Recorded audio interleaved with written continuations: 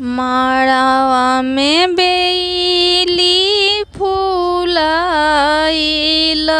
मारो रीतियाइल हे। माड़ावा में बेली फूलाइल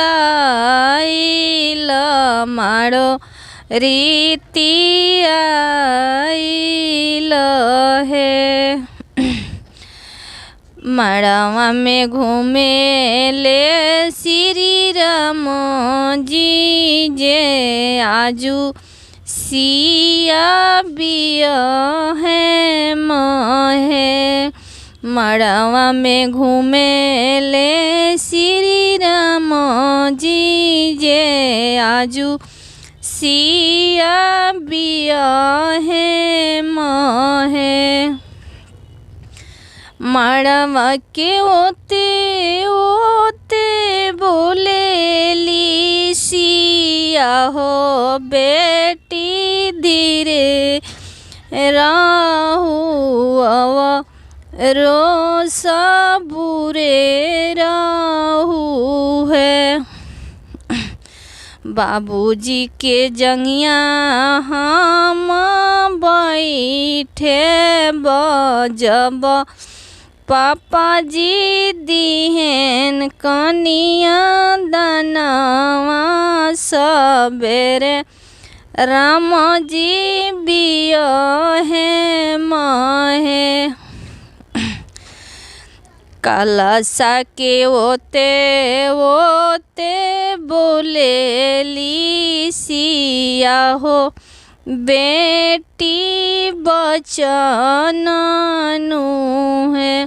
धीरे रहुए प्रभु जी धीरे रहु अवा रो सबूरे रहु है। जब पापा जी दिहेन कनिया दानवा सबेरे प्रभु बिया है बहे। एतने बचन राम जी सुने नी हसे नी मुस्काई है। इतने बचन श्री राम सुने नी हसे नी मुस्काई नु है।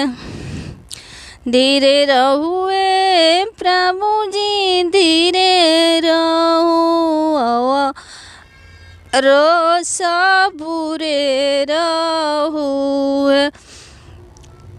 कलशा के ओते ओते बोलेली सिया हो बेटी बचन है।